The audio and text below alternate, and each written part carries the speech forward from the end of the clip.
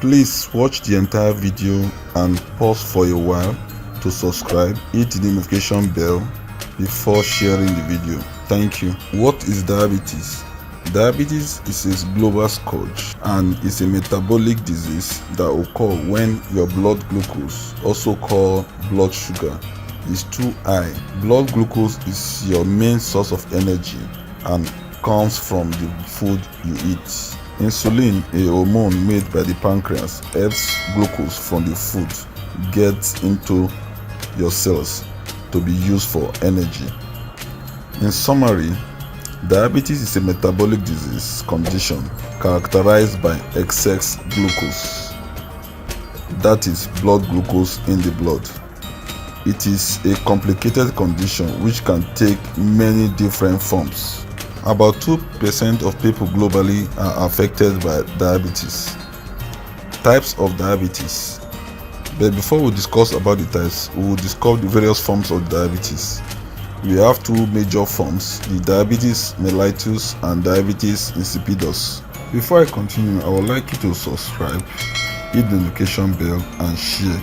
I will be discussing about the epidemiology of the disease, its prevalence according to the 2018 statistics, where China topped the list of adults living with diabetes with about 116 million. Followed by the United States with 31 million, while Africa is the least with about 8.9 million. And what is the causes of this prevalence in this country is as a result of their diet and their lifestyle. I would like us to pause for a while to share and hit the notification bell before I share a short video explaining how the food we eat is being converted into blood glucose, that is blood sugar. Thank you.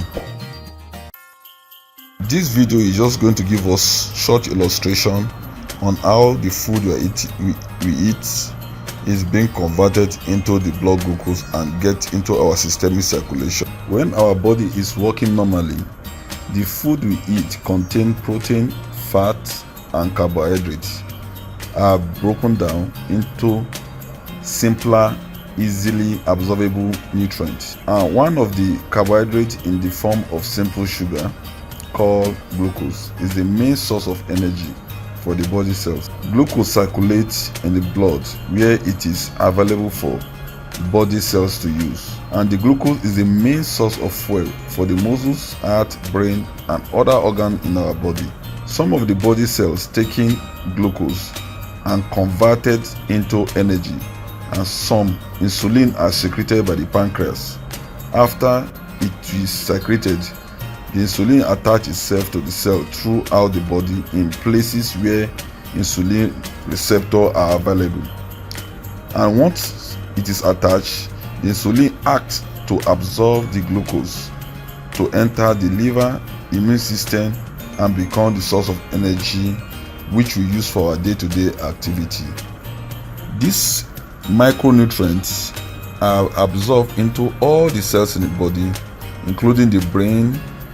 The classification of diabetes, and we have two basic classes, the diabetes mellitus and the diabetes insipidus. But before I do that, I would like us to pause for a while to subscribe, share and hit the notification bell. Thank you. I will be starting with diabetes insipidus. Diabetes insipidus is a disorder of salt and water metabolism marked by intense thirst and heavy urination, and it occurs when the body can't regulate how it handles fluids. The condition is caused by a hormonal abnormalities and isn't related to diabetes. Diabetes insipidus is a very rare medical condition, and fewer than 10,000 cases per year is observed. And the symptoms of diabetes insipidus include the following: polydipsia, excess taste, which simply means excess taste, polyuria, excess urination, and polyphagia, increased hunger. And in addition to the extreme taste and heavy urination, and other symptoms may include getting up at night to passing out urine frequently in the night, or even bedwetting in some extreme cases. There are four main types of diabetes insipidus. You have neurogenic form of diabetes insipidus, you have the nephrogenic, you have the gestogenic, and we also have dipsogenic. Neurogenic, simply known as the central hypothalamic pituitary diabetes insipidus, which affects the brain and is caused by a deficiency in antidiuretic hormone called vasopressin, while the nephrogenic, also known as vasopressin resistance, and is caused by insensitivity of the kidney to the effect of antidiuretic hormone. That means the kidney is not actually regulating the amount of fluid that is passed out through or filter from the kidney and pass out through urination. We also have the gestogenic diabetes insipidus, which occur mainly during pregnancy and is caused by the antidiuretic hormone vasopressin, and this occur mainly during pregnancy. We have the dipsogenic form, is a form of primary polydipsia, that is excess taste, and is caused by abnormal taste and the excess intake of water. But before I continue, I would like us to pause for a while to subscribe and hit the notification bell. Thank you. Diabetes insipidus is simply caused by a problem with a chemical called vasopressin, also known as AVP, which is also known as antidiuretic hormone ADH, and is produced by the hypothalamus and stored in the pituitary gland until it is needed. We have 7 symptoms of diabetes generally. You drink enough water but still feel thirsty. That is also known as polydipsia. You are peeing more than usual. That is polyuria. Your eyesight is blurry. You feel starved even though you just ate. That is polyphagia. You are getting more infection like UTI, urinary tract infection. Losing weight because the nutrient in the food is not being absorbed. You are exhausted no matter how much sleep you get or rest. Those are general symptoms of diabetes. This slide is showing different description of epidemiology and the classification of diabetes according to locations. And treatment for diabetes insipidus, depending on the form of the disorder. Treatment might include hormonal therapy, a low salt in diet, and drinking more water. Before I continue, I would like us to subscribe for a while, hit the notification bell, and share. Thank you. I will be discussing the other forms of diabetes, which is known as diabetes mellitus. And diabetes mellitus are different types. And diabetes mellitus is the most common form of diabetes in our society. Diabetes mellitus is a group of metabolic disease which is characterized by hyperglycemia, that is excess glucose in the blood, excess sugar in the blood. Diabetes mellitus results from defect in insulin secretion, insulin action, or both. And we have different types of diabetes mellitus. We have the type 1, which is also known as insulin dependent diabetes, because due to the pancreatic beta cell destruction, mainly by autoimmune process.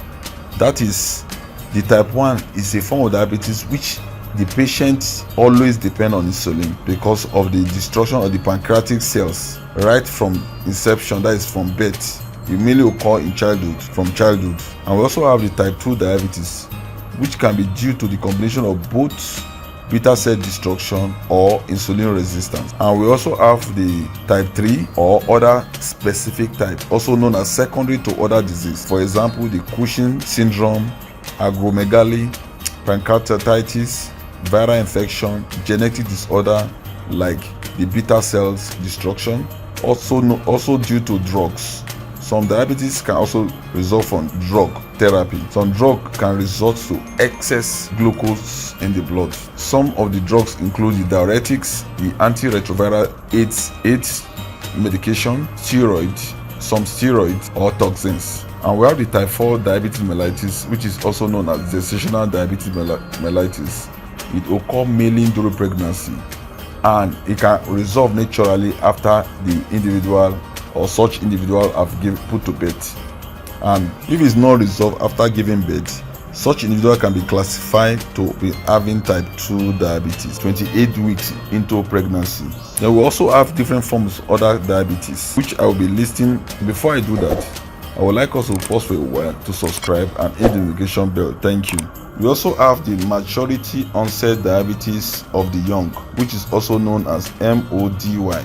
This form of diabetes is very rare form of diabetes, which is different from both the type 1 and type 2 diabetes and runs strongly in families. MODY is caused by mutation, that is changes in a single gene in such individual. That is, if a parent has this type of genetic mutation, any child they are having has a 50% chance of inheriting it from them. If a child does inherit the mutation, they will generally go on to develop MODY before they are 25, whatever their weight, lifestyle, ethnic group, etc. I'll also be sharing neonatal diabetes. It's a form of diabetes that is diagnosed under the age of 6 months. It is a different type of diabetes than the more common type 1 diabetes, as it's not an autoimmune condition where the body has developed its insulin producing cells. Wolfram syndrome is another form of diabetes.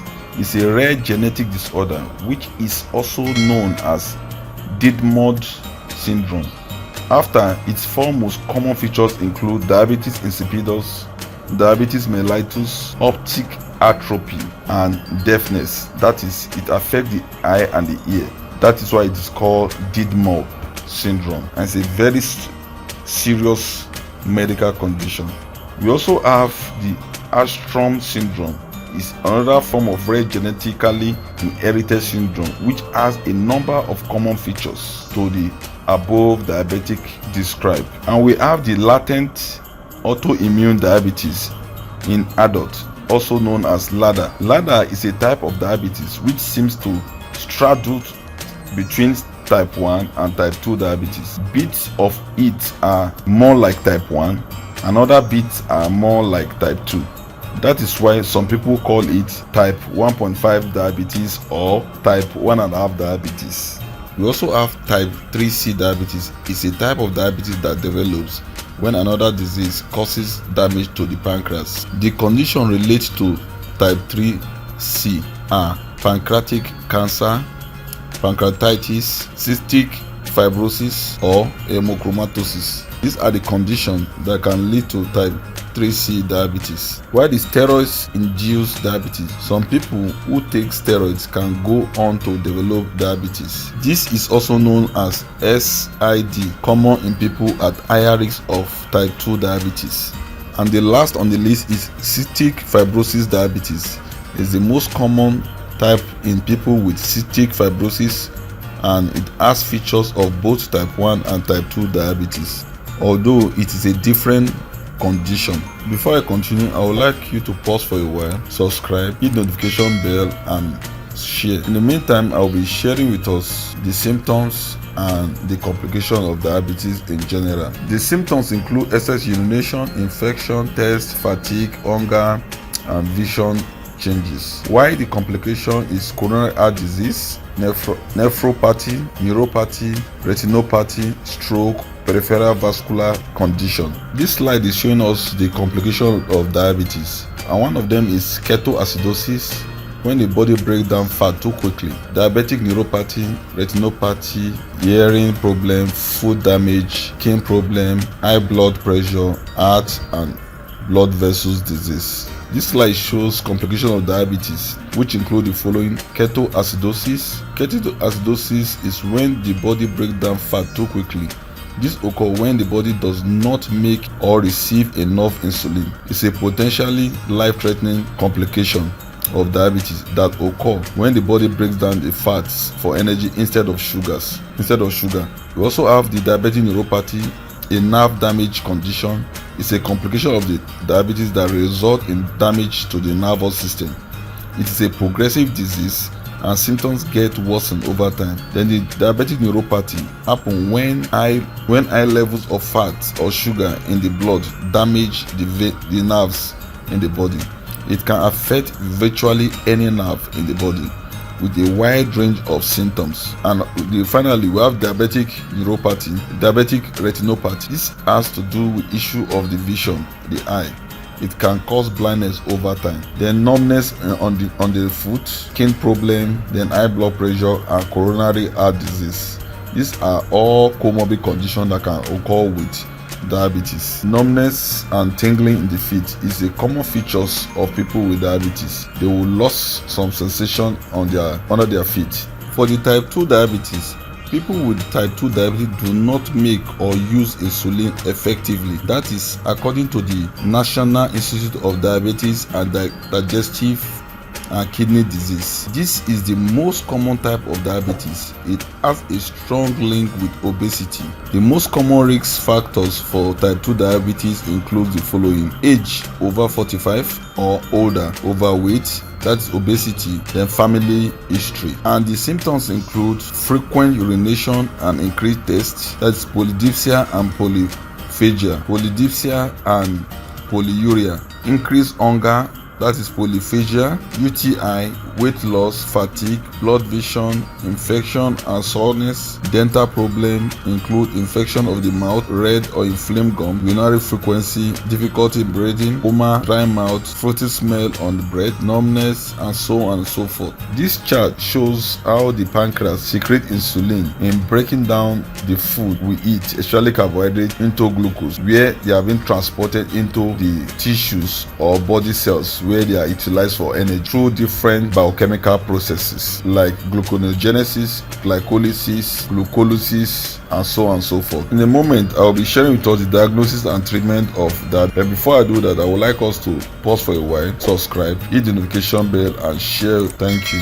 The most common diagnosis is the blood test, which is the simplest one, and in getting the level of glucose in the blood by through simple procedure. And there is a machine called glucometer in measuring the blood glucose level, and they have different ranges in value of the blood sugar. Either the treatment involve the following. First on the list is lifestyle modification, and the second one is drug therapy. Note, doctors may also refer to borderline diabetes as insulin resistance, impaired glucose tolerance, impaired fasting glucose. Drug management include the following. Diabetes medication classes include the following: the sulfonylurea, glanide, the granite, alpha glucosidase inhibitor, thiazolidine, GLP-1 analog, DPP-4 inhibitors, and so on and so forth. Sulfonylurea, this drug lower blood glucose by causing the pancreas to release more insulin. Example of the drug include the glimepiride and so on and so forth. While the glanide, also called the meglitinide, this drug lower blood glucose by getting the pancreas to release more insulin. Example of them are ripaglinide, nataglinide. While the baguanide, these are drugs. This drug reduce blood glucose and slow down the conversion of carbohydrate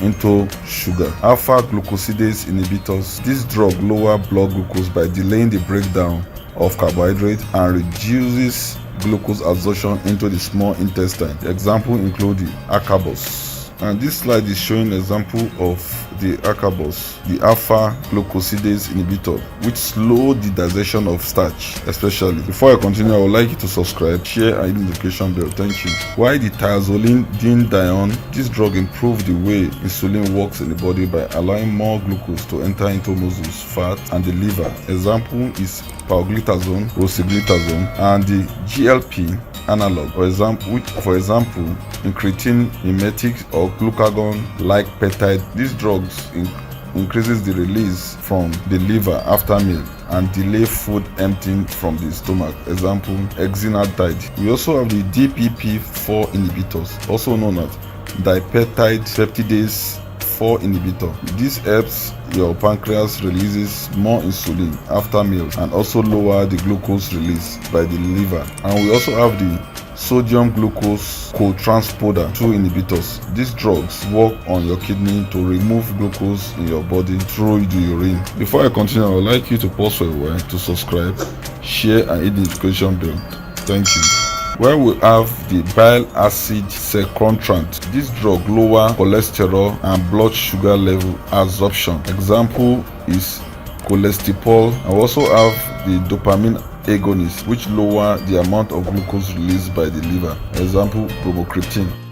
Finally, I'll be sharing with us the role of insulin in the body with a short video. Thank you.